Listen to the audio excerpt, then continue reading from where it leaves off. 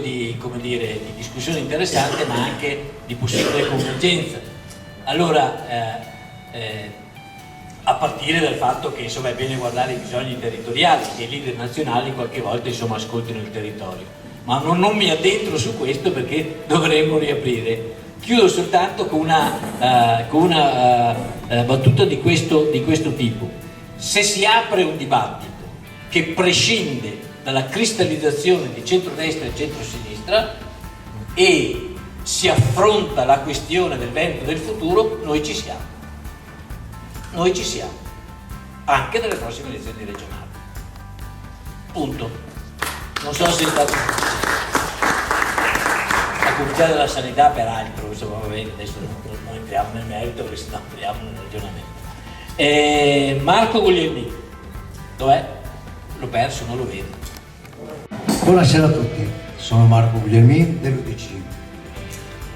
Avevo deciso di non mettermi più in politica e non mettermi più soprattutto in gioco, perché a mio avviso tutti i partiti da destra a sinistra hanno fallito completamente. La dimostrazione non la sto dicendo io, la stanno dicendo gli elettori. Non vanno più a votare, nessuno va a votare. Quando si chiede di andare a votare si dice: ma perché vado a votare? Tanto non cambia niente. E hanno ragione perché c'è il monopolio dei soldi. Quindi se noi cominciamo a capire che i grandi partiti da destra a sinistra hanno fallito, ecco che ho accettato l'invito di Popolari per il Veneto. Perché cosa mi ha colpito? Mi ha colpito il popolarismo, mi ha colpito che andiamo a parlare con la gente, che è la gente che si parte dal basso, non c'è più un padrone da sopra o devo chiedere come al mio partito se posso parlare stasera. Io non chiedo ai padroni se posso pagare perché non sono stipendiato da loro. Ma sarò breve e finisco subito, perché avete detto un po' tutto. Sì, carenza demografica, sono pienamente d'accordo. Ma perché non diminuiamo le tasse? Perché non diamo possibilità a fare impresa? Perché facciamo chiudere gli artigiani? Io ho tutto rispetto per i sindacati, però devono guardare a 360 gradi come si muove il mondo. Gli artigiani sono sovrattassati. Io ho parlato l'altro giorno con 2 artigiani che a dicembre chiudono, non ce la fanno più, non possono assumere. Ma di che cosa stiamo parlando? Stiamo parlando sì del Veneto, no, è un problema dappertutto questo. In Veneto, guardate, mi tolgo gli occhiali mentre non si vedono. Ora il mandato del dottor Luca Zaia sta terminando e come in tutte le cose mi fermo a riflettere. Cosa ha promesso e su cosa effettivamente è stato per i veneti? Scusate. Un referendum sull'autonomia costato circa 14 milioni di euro, interamente a carico dell'amministrazione regionale, di cui 1.200.000 euro destinati alla campagna di informazione promossa dalla regione, con affluenza del 57,2% degli aventi diritto e il 98,1% ha votato sì. Si poteva portare a casa o doveva servire come campagna elettorale? Allora io mi rifaccio e poi volevo solo portare i saluti del Vescovo.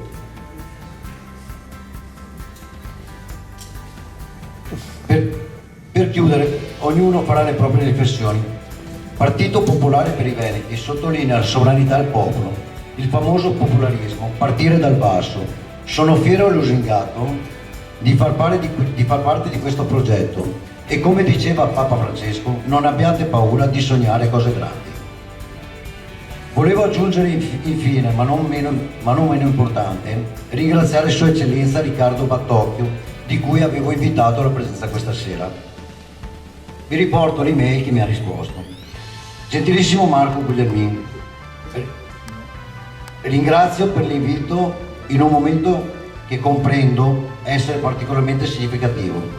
direi anche necessario per la promozione della partecipazione alla vita della comunità civile e politica. Purtroppo, come credo sia facile immaginare, in queste prime settimane di presenza di diocesi l'agenda si è riempita di appuntamenti, motivo per cui non mi sarà possibile essere presente all'incontro di lunedì. Confido nella sua comprensione, augurando un buon cammino. Saluto cordialmente tutti i partecipanti alla vostra associazione.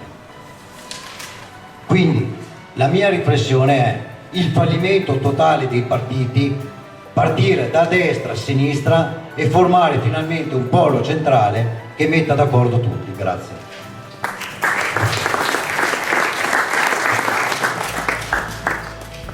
Bene, adesso la parola a Alberto Gava.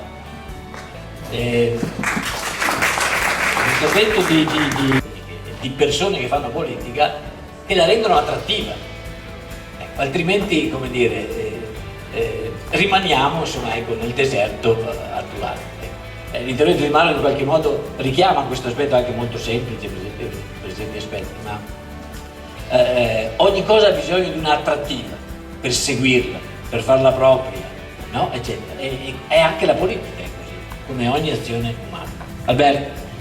Grazie, buonasera a tutti. Giustamente avete lasciato il più giovane per ultimo, prometto che sarà proporzionale alla mia età l'intervento, quindi non vi terrò molto. Come imprenditore, girando molto spesso, il più grande problema che vedo oggi è quello della partecipazione. C'è una disaffezione della politica e quindi vorrei fare una breve riflessione su questo, se mi permettete. Innanzitutto, il primo grande problema che noi abbiamo oggi è quello dell'identità. Oggi io spero vivamente che un domani torniamo ad avere dei partiti che prima di tutto siano basati su delle identità. La stessa parola identità cosa significa? Significa medesimo, lo stesso. Perché? Perché quando tu stai dentro a un partito, stai dentro a un qualsiasi tipo di organizzazione come anche un'azienda, ti senti partecipe se ti trovi tra i tuoi simili. E il grande problema che c'è oggi è che invece molto spesso si sta solo dentro i partiti perché sono dei comitati elettorali. E questo ci tenevo a dirlo perché nessuno l'ha detto, ma è il grande problema della politica oggi. Tu oggi fai politica solo nel momento in cui c'è un'elezione e tutto il resto non conta più. Ed è un grande problema che c'è da risolvere perché i giovani, prima di tutto, i miei coetanei, non si sentono più partecipi di una politica che è fatta solo di interessi e non è più fatta invece di veri valori. Perché come diceva giustamente anche prima il sindaco Fantinel, i giovani hanno dei valori, hanno una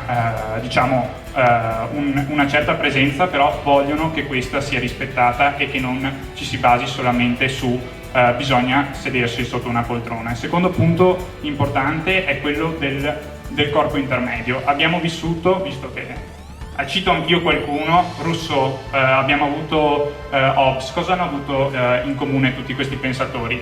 La separazione tra società civile e politica. Oggi cosa stiamo vivendo? C'è la politica viene totalmente delegata e noi non partecipiamo più nelle decisioni. Invece bisogna tornare attraverso i corpi intermedi a incidere tutti quanti. Noi imprenditori, i sindacati che abbiamo avuto, tutti devono tornare a essere partecipi e protagonisti in Veneto, ma in Italia dappertutto, nelle decisioni politiche. Terzo ed ultimo punto che volevo portare è il fatto che, come giustamente si diceva, bisogna tornare a fare decisioni impopolari. Perché? Perché alla fine quello che deve fare il politico è fare filosofia pratica e pensare alle prossime generazioni, ai prossimi 100 anni. E molto spesso non è che bisogna fare quello che vuole in quel momento la maggioranza, ma bisogna fare quello che è giusto per il futuro dei giovani, per il futuro delle generazioni che verranno. E quindi non deve esserci più la politica del sentiment, dei sondaggi, deve esserci la politica del far bene, del fare per il bene comune, per le prossime generazioni. Fine.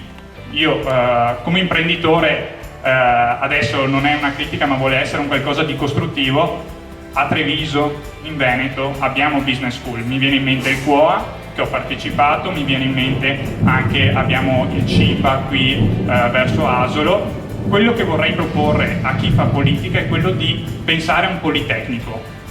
L'ho proposto anche una settimana fa. Il politecnico è fondamentale, cioè bisogna ragionare oggi quali sono le città che stanno crescendo di più. Sono Bari, sono Torino, sono Milano, sono tutte città che hanno un politecnico. È possibile che con la nostra forza imprenditoriale non c'è un politecnico in tutto il nord-est? Qui lo dico e qui lo affermo. siamo a Conegliano, siamo al centro del Veneto, magari un pensierino bisogna farlo. Grazie a tutti. Anche perché non c'è una conclusione di questo incontro, nel senso che da questo incontro si apre un percorso, si apre un cammino, e in questo percorso, in questo cammino c'è lo spazio, no?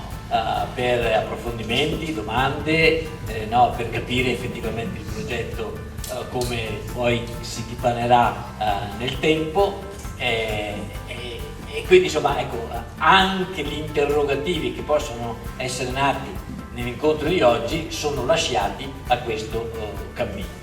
Dico soltanto che noi procediamo la presentazione del progetto martedì prossimo per la provincia di Venezia a Mestre, stiamo programmando per metà luglio a Vicenza e a Verona e probabilmente i primi di settembre per Belluno e Rovigo, non siamo ancora proprio.